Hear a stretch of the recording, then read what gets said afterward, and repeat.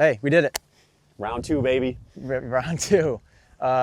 Jeff Walker, this is episode 158.5. It's going to be approximately 10 minutes and 10 seconds because we're freezing again, just like we were last time. But that's fine. I think it actually creates a nice digestible episode. How'd it go? Great. We just finished class, by the way. Yeah, I think it went great. I mean, got to kind of learn it the first time, and then coming out to my home track for the second round, kind of had a good vibe for it. I did a little bit more planning this time because I knew. So last time I didn't know that I was going to be getting a whole group to myself. Yeah, Thought I was going to be a little bit under your wing the whole time. This time I knew. So last night I was laying in bed thinking about, I was going through the track in my head, and I'm like, what do I do here? All right, that's a good talking point. Okay. So I came a little more prepared, so I think it went well. Okay, cool. That's interesting. And yeah, home turf help a little bit with that.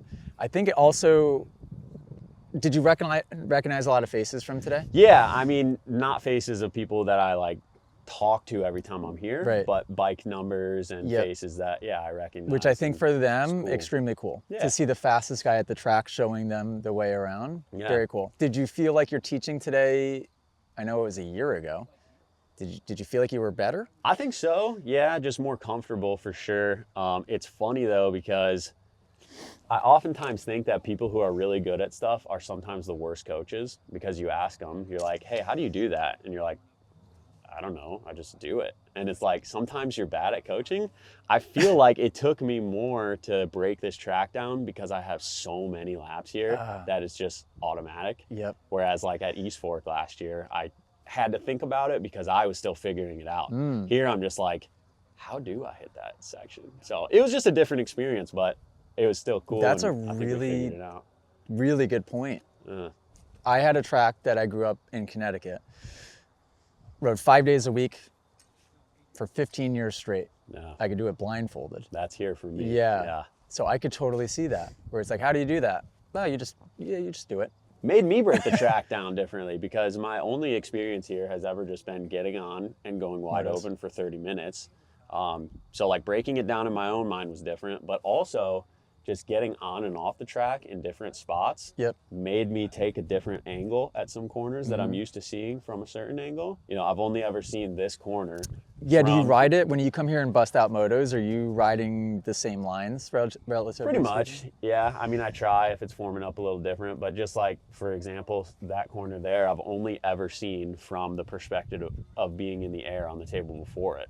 Whereas today I was like entering the corner from the side of the jump and I'm like, whoa, this is totally new. So it was honestly wild just to see how different I viewed the track today. But yeah, that's why for those listening, section work is so important because it's different perspective. Yeah. And I think it's easy for pros to fall into a rhythm of motos, where sometimes that's not the most beneficial thing. For sure. Yeah, right? I agree with that.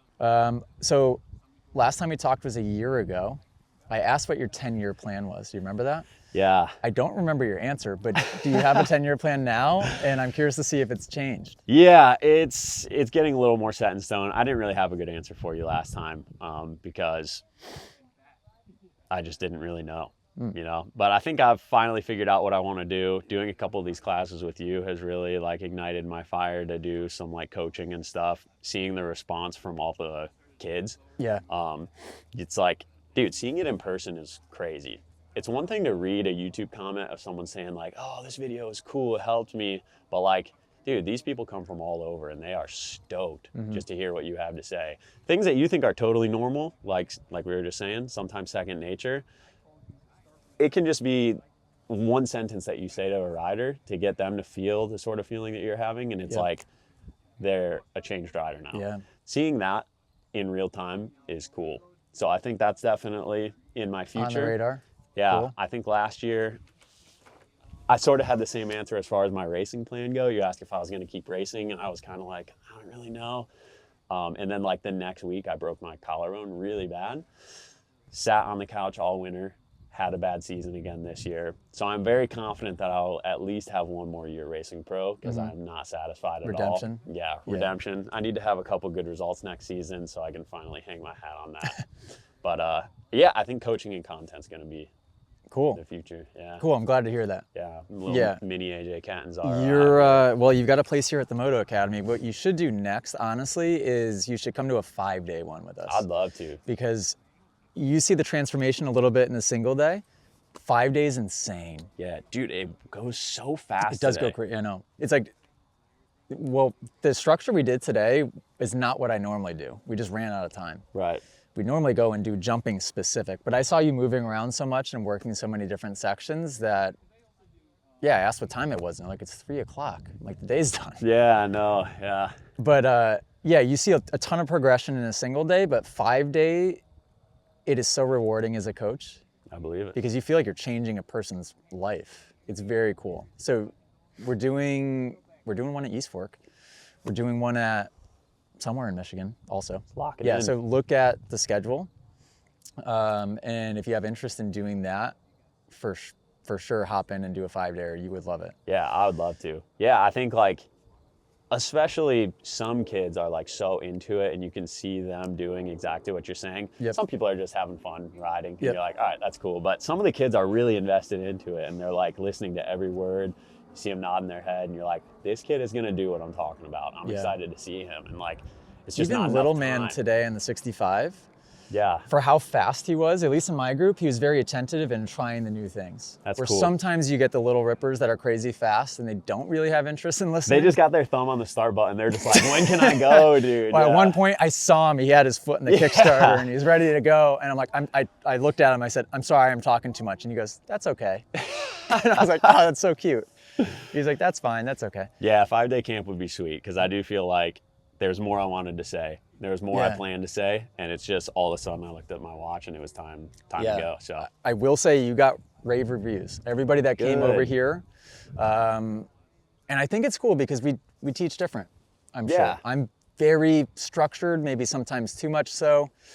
I tend to talk a lot, which depending on who you are, some people like it, some people don't. when you got good stuff to say, it's good that you talk a lot. Yeah, but the better you get at it, the one thing I do is I try to talk less. Be more- It's like my main goal. Got to be talk more less. concise. I know. I get it. But everybody wants something different, and yeah, I think it was just cool. What and so you said content's in that picture too, For sure. but you've been lately. Well, you got married, Yeah. took a hiatus. You said a little bit. Yeah. Content's always light in the summer just because of the racing and everything. And I put such a huge effort in this spring to try and make this season good. I had that big collarbone injury and I couldn't ride until March, so I only had April, and then racing starts in May, So put a huge effort in, made a lot of videos this spring, crashed in this roller set, wide open. Did you get that fourth on gear. video? I didn't, but the guy behind me was wearing a helmet cam. Okay. So you can just kind of see it, but from a distance. And dude, it was just it deflated me pretty bad. I was sure that this season was going to be the season it was going to be my redemption season, and then I could, move on to other things. But it just didn't end up working that way. Had the wedding coming up. We went to Hawaii for 10 days on vacation. I still was trying to race the nationals, but my wrist was pretty banged up. I got a concussion, so I was like, dude, I'm already struggling. Now I'm 10 days or more than that. I was 3 weeks of no riding because I had help with the wedding and all that. When I got home, I still had plans to race the last 3, but I was like, I'm just gonna chill. I need a break. Yeah, I need a break from Moto.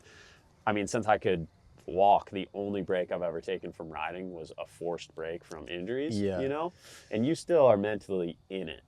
It doesn't really feel like a break, even though physically you're not doing the act. Yep. So this is the first time in my life where I was like, all right, I'm relatively healthy. I could race and ride if I want to, but I'm making the decision myself that I don't want to.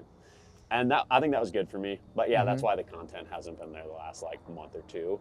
But dude, I think it was good for me. I feel more 100%. happy as ever to now be out here in the freezing cold, shivering.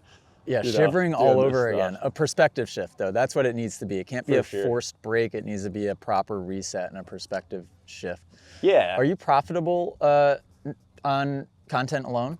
You have Insta360 deal, I assume? Yeah, it's so sponsorships are a good chunk of it. But yeah, if I uploaded a lot, then it would be profitable just on its own. But sponsorships are for sure necessary.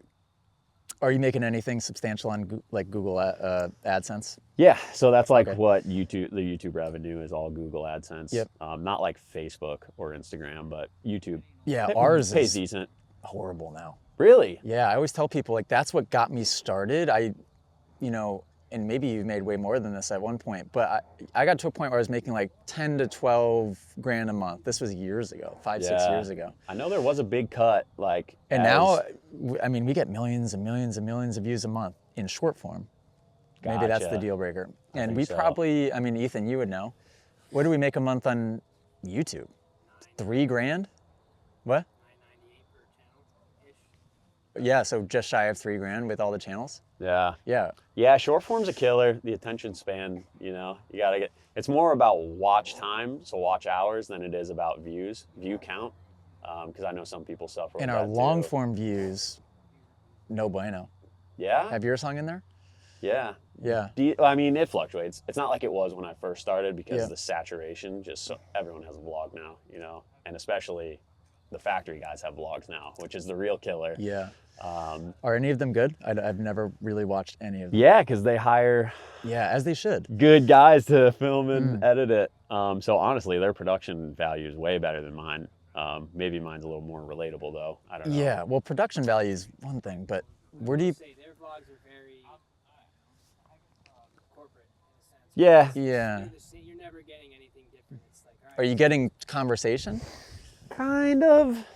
it's very Never one-on-one, camera in hand. Hey guys, this is what I'm doing. It's all Yeah. like they're just following them around with a camera, which Right. I don't know. I mean, So it's almost more like not you're even watching a any addressing the documentary. camera? Yeah. I know Dino does that sometimes. Dean does a good job. Dean does a great job. Yeah. Tommy Searle, you ever watch any of his? No, he has good, yeah. Billy I've seen his Bolt and Tommy Instagram stuff. Searle. I watch those. I don't consume much moto content, but I watch those Yeah, I too a consume lot. 0, which I Yeah. should. Dude, like you said, sometimes it's nice to just get away from it. But Yeah, anyway. well, especially when you have a kid. What, yeah. I don't have one of those That's yet. not, is that in the 10-year plan, just further out in the 10-year plan? It depends if my new wife is watching this or not. Man, No, I want kids, but I don't want babies. So Yeah. if I can just take them at like 6 years old, then could've- I'm in. you could absolutely adopt. No, I want, Not on the I want radar? a little jaywalk. Yeah, I Yeah. know. It's very special. And I will say, Millie, my daughter, she's going to be 2 next month. Well, did I overhear you saying that you have a brother that has 3 kids? Yeah. So is that why you maybe are saying that the babies No, are not... I've never been a baby guy. Okay. Yeah, I always shy. I never want to hold anyone's baby. Yeah. I think if it was my baby though, because like I was It's never a dog. totally different because Yeah. I've never, this sounds mean, I've never looked at a baby and gone, wow, I want that's one, or wow, cute. that's cute. Yeah, me either, dude. Never. Yeah. But as soon as it was ours, I in love immediately. Yeah. And it's totally different. No, I'm sure that'll be the case. I was Yeah. never a dog person until we got a puppy, Right. and then I'm like, I'm a dog person now. It's like but that my dog on steroids. I don't like all dogs. I like my dog. Yeah. But yeah, I feel like we're getting way off topic. But okay, so I have a question for you. Sure. That I was thinking. What's of. your password? 242324. Stupid password. Go ahead. Just tell the world. Okay, so the one thing I feel like I noticed is you are much better, and probably because you obviously do it all the time and you realize that this is what needs to be taught. You're way better at teaching how to ride safe, how to ride in a way that's going to prolong your career for a very long time. And I feel like I'm a little bit more laser focused because I'm still racing professionally. I'm like, how are we going to make you go faster? Yeah. And I'm like, maybe I need to chill back on that a little bit and get better at how are we going to make you safer, not necessarily faster. And in turn, it's going to make you faster. Yeah. So I've always been technique heavy. Years ago, I've received heavy pressure from just about every parent on, can you do an advanced class? Like, can you do something a little bit more advanced? It was always, hey, give us more advanced. And so I tried to do that. And then the conversations and the classes turned more into, line choice and that type of conversation. But I only did that for a short amount of time. And then what I realized is, hang on a second, it all kind of roots back in the technique. So why aren't we, I'm going to put my foot down and I'm going to build the business leaning into this even more. And then when I partnered with Jet and Hunter, and I rode with them every day, and realized what they're doing is nothing special at all, just the correct technique to a T, it was like confirmation of, Yeah, I feel vindicated. why would I focus on anything else? Like the speed is a byproduct. The speed happens when you do the other things right. Just Yeah. like, you know, if somebody's depressed, happiness, you don't just be happy. Right. Happiness happens, or, you know, being joyful happens when you learn to have other habits in other parts of your life and do things the right way.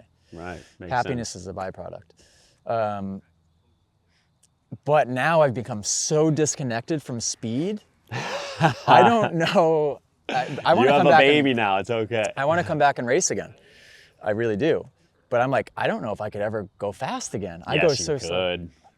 I never go fast. I can't remember what it even feels like. Probably go faster now than ever. Maybe, Now you have a baby to race for. yeah. So there you go. It's a little motivation. Yeah. But yeah, it's cool. I feel like by the time I was serious enough about dirt bikes to even consider coaching, I thought to myself, I was like, well, I'm too fast already to do coaching. But it's like, dude, I learned just as much from these classes listening to you talk as they do. Probably more. It's probably more important for me. It is way more important for me because Yeah, I grew up my whole life with no coach, and like I know there's stuff that I've been doing wrong for the last 20 years. And it's like, I'm sure a 5-day camp with AJ Catanzaro would take me from being a bubble qualifier to being like top 20 type thing. Well, you have to make drastic change, right? You can't, maybe you're learning this along the way too, like you can't just try a slight variation of the same thing over and over and over again and then expect a different result. Have you been riding with both feet on the pegs more? In the sand, I do. In the sand, I do a lot. Yeah. It's clay where I really struggle, but especially the berms were absolutely perfect today. So as they get more blown out, I get a little more foot I didn't off get the a chance peg. to watch you a bunch, but the times that I saw you, you were going very fast, but Thank you. also technique looked good. Back was super straight, feet were on. It's good to hear. I'm a big elbow dropper, and I was really trying to make you proud today and Yep. not have too much elbow drop on camera. So yeah. Oh, it looked good. Thank you. Yeah. Appreciate it. Yeah. Yeah. Okay, so 2 last questions because I'm shivering. Are you Yeah. shivering? A little bit. Not as Okay. bad as last time. No, A little but drier getting too. there. Yeah. Yeah, I'm almost there. You couldn't have put us like 100 feet that way. Come on. Defense, when I set this up, we were half in the shade, half in the sun. Yeah, no, it's good. What is a lot of people that watch our stuff not only are trying to figure out how can I make motocross a career of mine in some way, shape, or form, but they specifically are interested in content creation. We asked this question last time. Do you have any specific tips or guidance, or maybe something you would have even told little Jeff Walker? What would be your tip? Getting started in content, what's the move? Yeah, I think just being true to yourself. Obviously, I think I said something along these lines last time, but I have even more like evidence of it. It's oftentimes I'm scrolling, like doom scrolling on Instagram late at night, and I find myself watching a topic that I have absolutely no interest in, never even heard of this certain genre of, whatever it is that I'm watching, but the person was just so passionate about it, and they were themselves, they were goofy and imperfect in like their own little way. And I'm just like, I just got attached to the person, and all of a sudden now I'm a fan of golf, like I never thought I was going to watch golf, but I just found the right person that was cool. They were obviously passionate about it. They enjoyed it. You could tell they enjoyed what they did. They had a lot to say, and that was it. So I feel like in a way, without knowing it, that's kind of how my channel started. And I couldn't have told you that was the secret recipe or whatever back then, but I think from observing it from other parts of my life, I think that's really the key to it. For the person that hears that advice, I completely agree, by the way, Yeah. and I would say the same thing. The person that hears that advice and then says, well, why would anybody want to watch me or listen You're to cool, me? that's why. Right. And would you say that also consistency plays a huge factor in that, because people need to get to know who you are in the first place? For sure. Yeah, I was actually almost going to say that when you started talking. I was like, all right, we'll wait. But yeah, consistency is huge too, and that's something I have always struggled with too. It's because like I'm so torn between being racer guy and content guy. So it's like the consistency you know, when I post regularly, obviously the numbers just always go up, up, up, up, up. You take a break, maybe 2 breaks, they go down, down, down, down, down. So yeah, they want to know who you are, and they also want to know that they can rely on you to provide. So yeah, those 2 things: be yourself, be consistent, and consistently yourself. Yeah.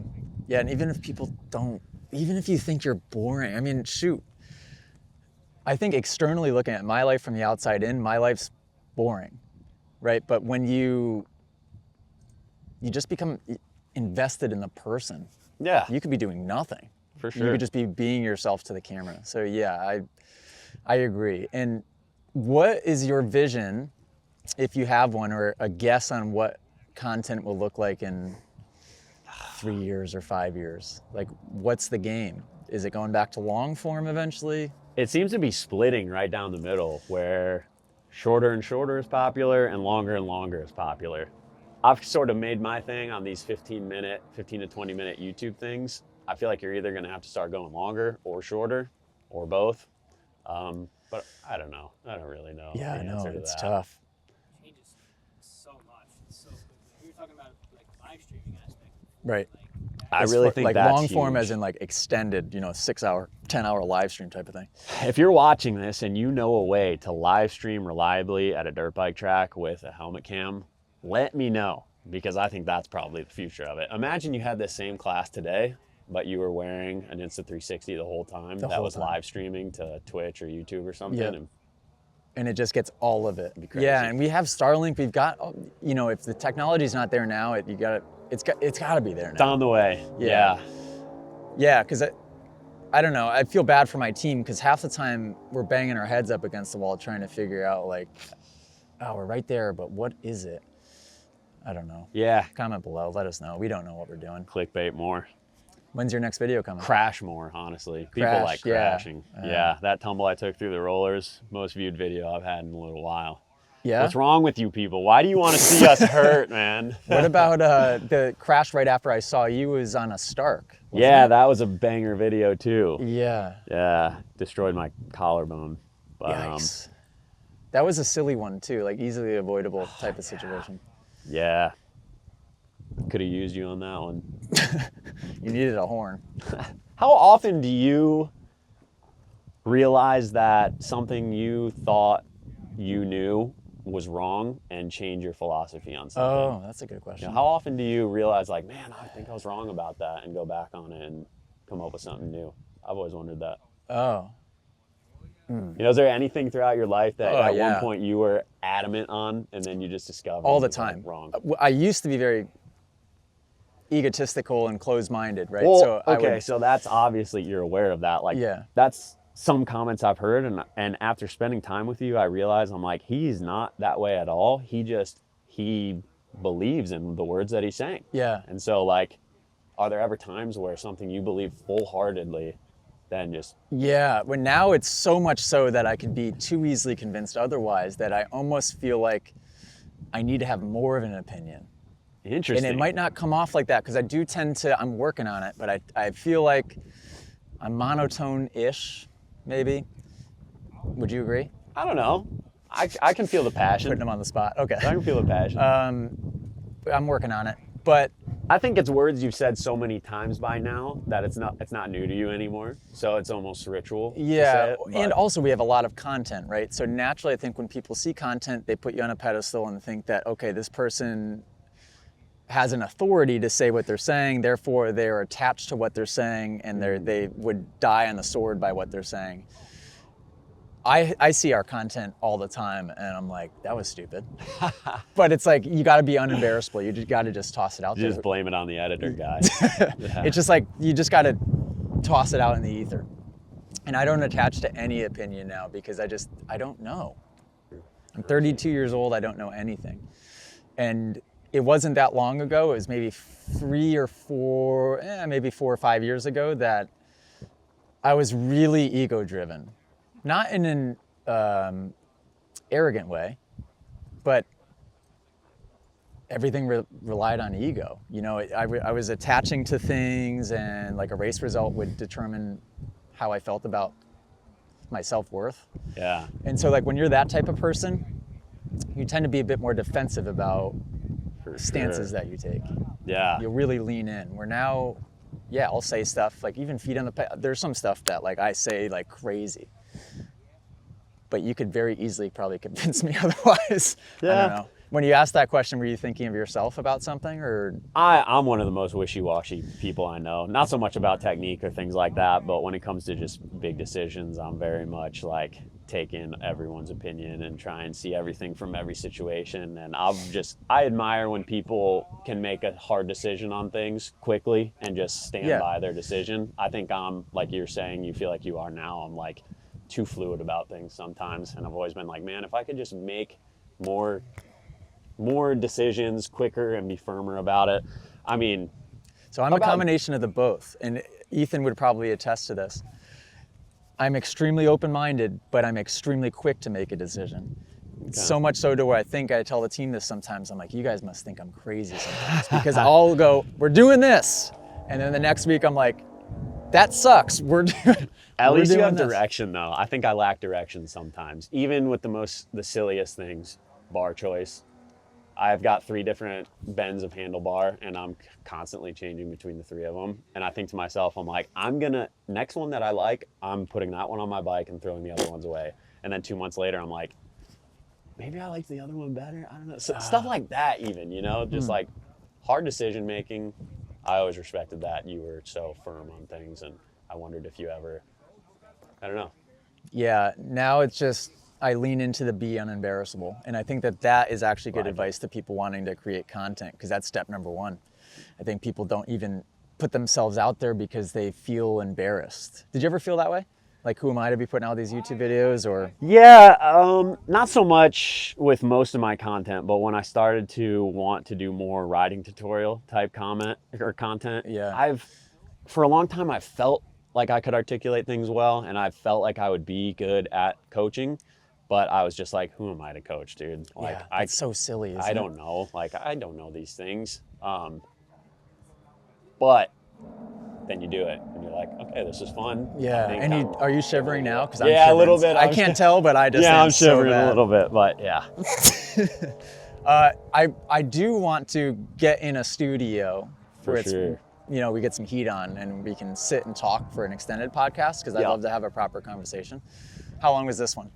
27 minutes. Wow, look at us go. Yeah, I'm full shiver, so man. I got to stop. But that was great. Yeah, dude. Thank you I very love much. it. Like picking your mind. I appreciate you inviting me. Please look at our schedule. And if it's something, if you're wanting down the road, if your long-term vision is to do your own version, amazing. But in the short term, if you want to hop in and learn more from our For stuff, sure. Yeah, I'd and love make to. some money in the meantime and do some fun activities, single day camps, 5-dayers, whatever you want to do, look at the schedule. Be awesome. I appreciate it. Thank you very much for having me. Yeah, thank you. Episode what? 158.841. And a half. Is There that we your number? go. Hey, I left my house at 8:41 this morning. Wow. Didn't even I realize left my it. house at 3:30 this morning, actually. No shit. Yeah, I did. Wow, Oh let's my end it on God, that. that sounds horrible. No, it was yeah. horrible. Peace.